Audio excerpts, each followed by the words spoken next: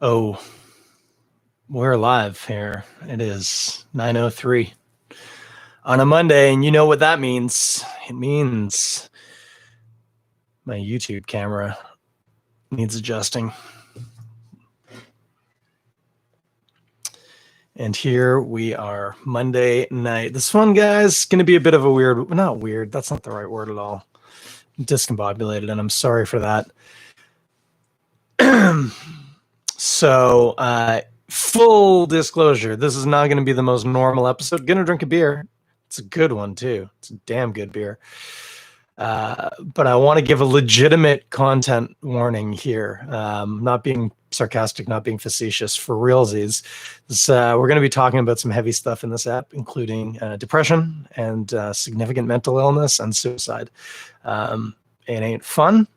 And if that is just not where you're at right now, I will not be upset if you need to tap out. Take very gentle care of yourself here. But just be aware that's what we're going to be talking a bit about. And yeah, if I'm not my usual chipper self, it'll all make sense in a little while. Anyway, with that in mind, if you're still here, thank you for hanging out. Oh, I just realized, what if people are tuning in live? Well, I think I've done my due diligence, and hopefully I don't cause too much heartache or trouble. Last Sunday, a week ago yesterday, my oldest friend Tim went missing, and Tim had suffered from significant mental health problems for a long time.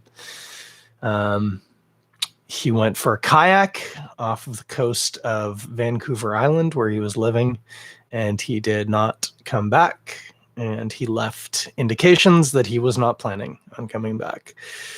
And so we've been dealing with the fallout of that. Unfortunately, his body hasn't been recovered. His kayak was. So it does seem like this time he did it. And now we don't have him anymore, which is pretty upsetting. So probably talk a bit more about Tim after we drink the beer.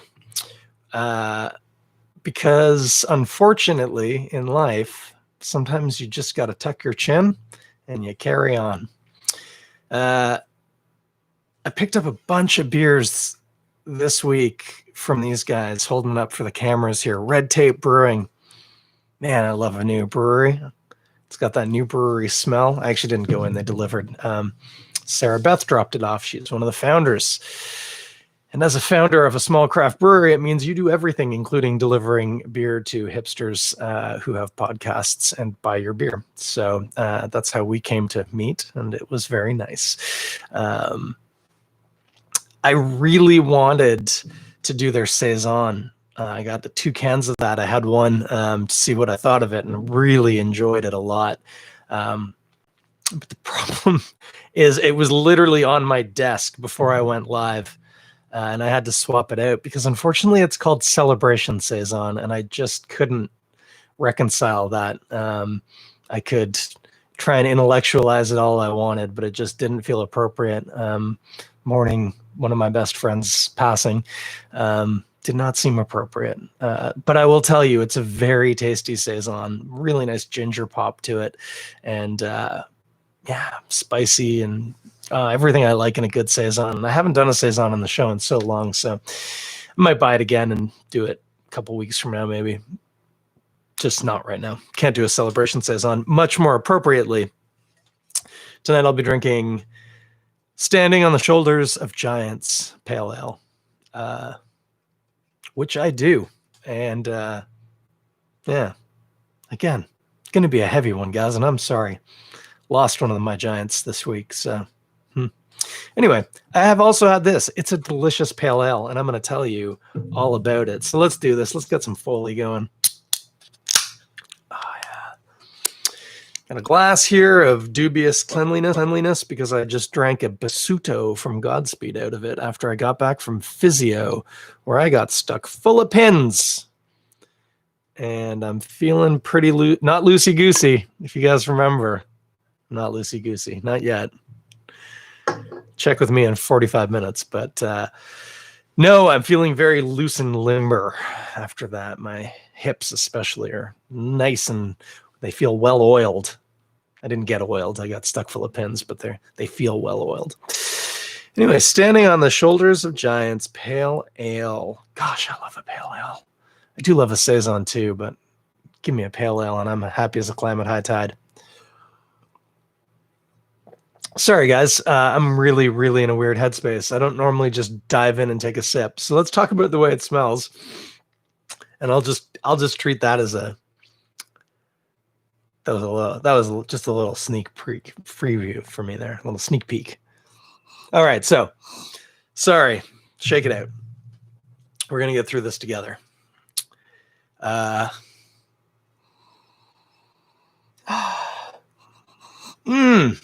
get a little bit of melon maybe in that.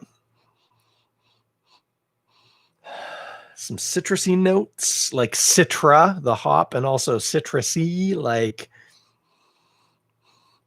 white grapefruit, maybe white grapefruit peel. I get pretty particular about my grapefruits because I like grapefruit a lot. And so I care about grapefruits. What's going on with the malts in this? This is the thing. I have had it. I did not. Oh, hey, baby. Thanks for joining. That's my wife just joined the live stream. There's something going on with the malts. I wasn't paying that close attention the last time I drank it. I will confess that I often just sit down and drink a beer for the sheer joy of it without really deconstructing it. It took me a long time to get there. I still do kind of think of it, you know. It's hard not to work through the beer a bit, but I try not to be too particular about beers when I just want to enjoy them.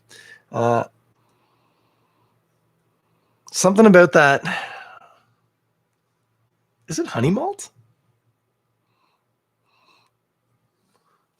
I'm smelling my hand, if you're watching the video, partially to reset my nose. And I've talked about this before. The smell of your own skin can help you kind of baseline again, and then you can smell fresh. But I'm also checking to make sure that I'm not smelling myself. Not that I typically smell like honey malt, but one never knows. Yeah, there's a really interestingly sweet malt. It's not caramelly. That's the thing. And I don't think it's crystal. I mean, I think honey malt is technically a crystal malt, but it's not like crystal malt. I think it's honey malt. There might be just a tinge of honey. Let's not look at the can yet. I have looked at a few of the cans, and I don't think it's going to give me any information on this. Anyway, there is a delicately sweetness to the malt that's interesting to my nose. Anyway, now I'm going to drink it. I already had a sip, but I wasn't paying any attention. Don't worry. If anything, I was just kind of, I don't want to say rinsing the Basuto out. That makes it sound like I didn't enjoy it being in there, but ushering it out into my stomach so that now I can focus on this. So let's do that. Oh, earthy. Earthier than I would have thought off the nose. Still some melon for sure. Like kind of cantaloupe-y, but not as sweet. It's interesting, I think, because right on the finish maybe. There is a little sweetness to it. It's got to be coming off that malt. I think that there is some sort of, crystal malt. It could be a honey malt. I'm not sure. There's some sort of very nice but delicately sweet malt. And the beautiful thing here is, like, you got to go looking for it. There was a period when the classic Ontario Pale Ale was like, dump a bunch of crystal malt in, dump a bunch of Cascade in, and it's an Ontario Pale Ale. That is not what is happening here. This is a very well-constructed beer, and it's got just a glimmer of something sweet it's quite nice. Hoppy profile. It's not particularly bitter on the palate, like feeling. It's very aromatic more than anything. Oh, I didn't even talk about it. It's hazy, but you can see through it. Nice ambery yellow color there. Had a nice fluffy head the other day when I poured it very violently. I tend to pour it a little more cautiously on the podcast because I don't enjoy having beer on my crotch, and that's where it ends up if I'm not paying attention. or my keyboard. No, it's not cantaloupe. It's honeydew melon. That's what it is. Anyway, a really nice pale ale. It reminds me, I feel like it's ringing a bell in my head, and I just don't know which bell is ringing right now. Because it's reminding me of something. It's reminiscent. You know what it's almost like? There's something about it that's almost a little bit like Two Hearted Ale, which I believe is Bell's, if I recall. Or is it Founders? I think it's Bell's. Really nice. It's I don't want to say delicate because I feel like that's going to have a negative connotation to it. But there's a delicateness to this beer. It's not aggressively hoppy at all. It's soft. It's really nice. Kind of regretting that I didn't spend more time thinking about it the last time I drank it. I think I just gulped it down in pleasure. Okay, I'm going to read the label now.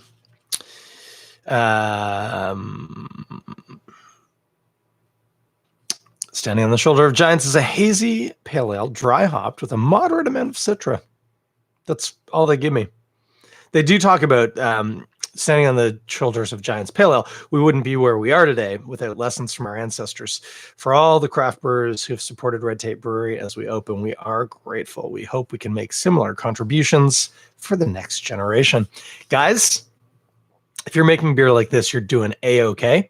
And if you're sharing your wisdom and knowledge with the up-and-coming brewers, you will shortly have people's feet on your shoulders. So I would say cheers to this. This is a very tasty beer.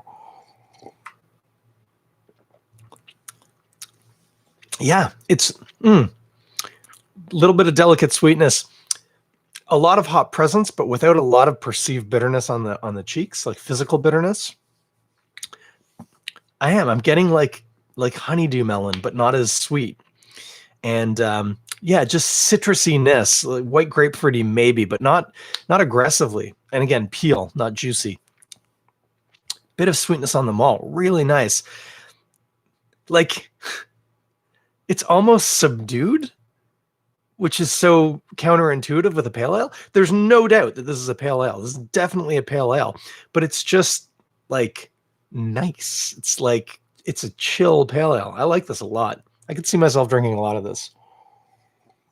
They also have another pale ale called That Was Easy. That one reminded me a lot of Dale's pale ale, which is really nice too. A little more evergreen, I think, if I'm recalling right in that one. Yeah, this one, yeah, you get it, as it's building, I'm about, what would we say, third of the way in. It's starting to build a bit of kind of resininess on my cheeks. But it's not, again, it's not sticky at all. It's and it's quite smooth. It's got a very creamy mouthfeel. It's really nice. This is a very good pale ale. This almost tastes like the kind of pale ale that would taste really good on nitro. I'd like that, I think. Oh, getting a little apple maybe to it. Maybe, yeah, a little green apple. It could sort of be the honeydew a little bit because there's still a melony note to it too. That is something. That is something. Now, what are we going to eat? Well, it's interesting because it is such a delicate flower, as it were. We don't want to crush it with anything. We want to work with it. What do we got? Some melon, some fruit, some grapefruit. Bit of bitterness. What on earth should we eat? Well, we drink this. Well, I really am at a loss right now. Sorry, guys. My head's not in a great space. Hasn't been for a while. So trucking along here. This would be a really nice little beer just to have like a little bit of cheese, little soft, not a hard, ripe cheddar. That would be too much. You get this Beamster seasonally, and I believe it normally lands here sort of late spring. And the deal is it's the the milk from the cows when they get the first fresh growth of grass, pardon me, in the spring. And it's very, there's an earthy quality to it. It's very creamy. And I think it could work really well with this. I think that'd be nice. And really, and this is just great. It would be fine with just about anything. You know what I want this with? I want this with a burger. I'd have mine plant-based, but you feel free to have a bit of beef up in that, or whatever you want. I don't care. I'm not going to tell you your business. Typically for me with a burger, I go kind of big. I like a big barbecue sauce on there. Some nice crisp sweet onion, pickles, pickled jalapenos. I like all that. I like some oomph to it. But what if we kind of went a little bit more chill and maybe did like, some guacamole, or maybe just some smeared avocado and a bit of ranch dressing? Ooh, that could be nice. And then, a bit of maybe not that Beamster cheese. Guess which dumbass forgot to unplug his refrigerator? It's me. Maybe not that Beamster, but maybe not just like melty cheddar, as I like to call it, or American cheddar. Not slices, not Kraft slices. But a block of cheese melts well. Not that, though. I mean, probably not mozzarella, but something with a little bit of character to it, like maybe a brie. That'd be nice. Burger with some nice melted brie, maybe some caramelized onions, and a bit of guacamole or some avocado and a bit of ranch. That could work really well. You get a lot of like spices and different layered characteristics, but none of them. The ranch maybe is getting a little bit because of the buttermilk, a little tart. But I don't think it would get out of control. I think that would be really nice. And again, so this isn't a particularly bitter beer, but I think it would work pretty well in that context because there's going to be a lot of fat characteristics there. Burger, brie, avocado, ranch, like a lot of fat there. This has got enough to cut through that. And then, just add like an extra layer, a bit of juxtaposition. I think that'd be a nice combination. Thanks for waiting with me while I got to that. I know it took a while. What a nice beer. That is a really, really fantastic pale ale. Red Tape, if you're looking for them, they're on Main Street, USA. No, Main Street in Toronto, which, funny enough, is not a particularly main street for most of it. For basically its whole run, it's more or less a side street. It does have a section where they are, which is kind of busy, but other than that, it's fairly innocuous street. They are. Oh, there is oats in here, by the way, which would explain some of that nice creaminess. 159 Main Street in Toronto on the east side. Nice little stretch of the street there, and right by Beach Hill Smokehouse. So if you like authentic Texas barbecue and beer, you could do a lot worse than ending up in that neighborhood. Best part is you wouldn't be supporting a Nazi, who is the other big barbecue person in the city. Let's not even talk about him. I don't want to talk about Nazis tonight. I want to talk about my buddy Tim. So once again, if you're watching this live and you weren't here for the content warning, going to be talking about depression and mental illness and suicide. So if you need to step out, go. Don't worry. I'm not upset. I'm not offended. Final warning, though. Also, a high probability of tears, but we'll see how I do. My buddy Tim passed away, suicide, just awful. As I say, he'd struggled for a long time. I've since discovered not great at treatment, would be good in treatment, and then would just stop as soon as he got out, which is a significant part of the problem, I'm sure. But I loved him to the moon and back. And as adults, we actually didn't see each other or even talk particularly often. We could go months and even years. I think I had a couple of mild interactions with him since 2018, but 2018 would have been the last time I saw him in person. And he just had a real serious decline and I guess couldn't take it anymore. It's interesting. I've been talking a lot about it to people who I've kind of within my circle of support and trust. And a friend today was saying, it was the first he'd heard of it. And he said, oh yeah. And He was very sympathetic, obviously, and sent his condolences and whatever. And he was saying, yeah, oh, it's just, he said, you hear, like the Bell Let's Talk stuff and all that. And I said, but just when it actually is happening, like all that sort of good intention and whatever is all front. And I said, yeah. And I said, it's interesting. I don't think it was just a lack of talking about it, but I am very aware that I don't think Tim had a vocabulary for how to deal with his mental illness. And I know that he struggled. My perception had been that it was like he didn't want to be a burden on people and he didn't want them to worry. But through some conversations with some other close friends of his, it seems to be there was some aspect as well of like he felt like it was an indication of weakness or of incompleteness. It's like, I don't know where you're at right now. I don't know if you even care what some dude on a podcast says. And the other thing is, intellectualizing it doesn't change the way that things like this work in your head. And I have some issues with some very mild depression and still can perfectly understand that. You can intellectually understand something. It doesn't necessarily mean your brain is going to believe it. But having a mental illness, having difficulties, Tim was bipolar, at least. This does not mean that you are inadequate or in any way lesser or weak. You're not a burden. The burden really is when you're gone, if I'm honest with you. So for all I'm saying that, it wasn't just an issue of talking, please don't hesitate to talk about it. Be very real about your struggles. Your struggles don't have to define you, and they don't indicate that you're an inadequate or weak person. But if you can't name them and if you can't point at them, you're effectively ignoring them, and they will come out and get you. So, pretty heavy podcast, and I'm sorry for that.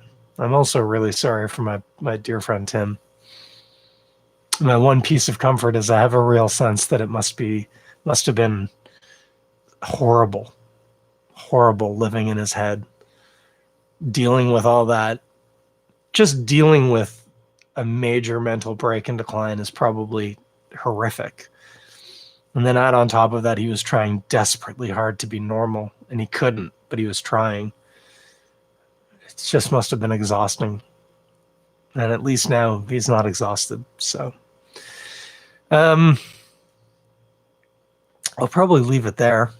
Next week, hopefully, it'll be a little bit more back to normal.